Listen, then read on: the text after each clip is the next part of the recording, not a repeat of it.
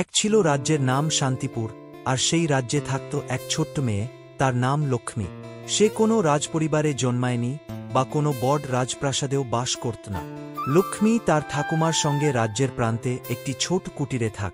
তার ঠাকুমা তাকে প্রায়ই সাহসী রাজকন্যা ও জ্ঞানী রানীদের গল্প বলতেন। এক সন্ধ্যায় ঠাকুমা যখন রাজকন্যাদের গল্প বলছিলেন, যারা দজা ও সাহস দিয়ে তাদের রাজত্ব অর্জন করেছিল, লক্ষ্মীর চোখ উজ্জ্বল হয়ে উঠল। ঠাকুমা, সে জিজ্ঞাসা করল, তুমি কি মনে করো আমি কোনোদিন রাজকুমারী হতে পারব? ঠাকুমা মুচকি হেসে লক্ষ্মীর চুলে হাত বুলিয়ে বললেন, সত্যিকারের রাজকুমারী সে, যার হৃদয়ে দজা আছে, যার মনে সাহস আছে এবং যে সকলের প্রতি সম্মান দেখা। রাজকুমারী হওয়ার জন্য ঝলমলে পোশাক বা মুকুটের দরকার হয় না। এই কথাগুলো শুনে লক্ষ্মী পরদিন সকালেই সবাইকে সাহায্য করতে মন স্থির কর।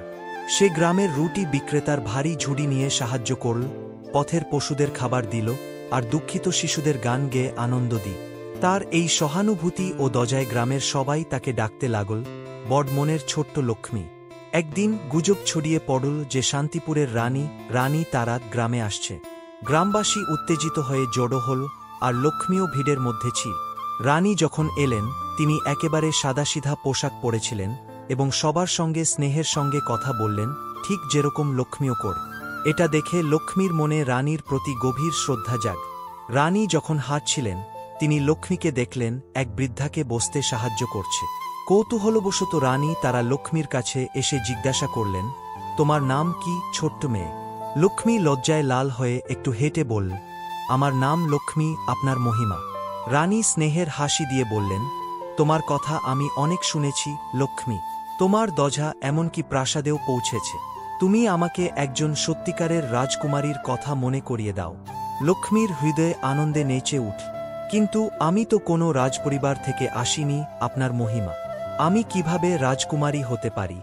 রানী তারা লক্ষ্মীর হাত ধরে নরম গলায় বললেন, মা, রাজকুমারী হওয়া মানে হল নিজের মানুষদের যত্ন নেওয়া, সাহস নিয়ে সবার পাশে দাঁড়ানো এবং আনন্দ ছড়ানো।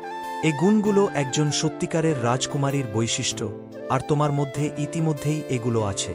তারপর রানী তারা ঘোষণা করলেন, আজ থেকে আমি লক্ষ্মীকে শান্তিপুরের সম্মানীয় রাজকুমারী হিসেবে ঘোষণা করছি। গ্রামবাসী উল্লাসে ফেটে পড়ল, আর লক্ষ্মীর হৃদয় আনন্দে পূর্ণ হয়ে উঠল।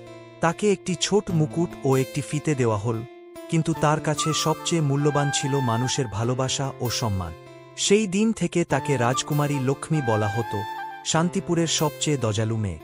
লক্ষ্মী তার গ্রামকে সেবা করতে থাকল, এখন তার স্বপ্নের শিরোনাম নিয়ে।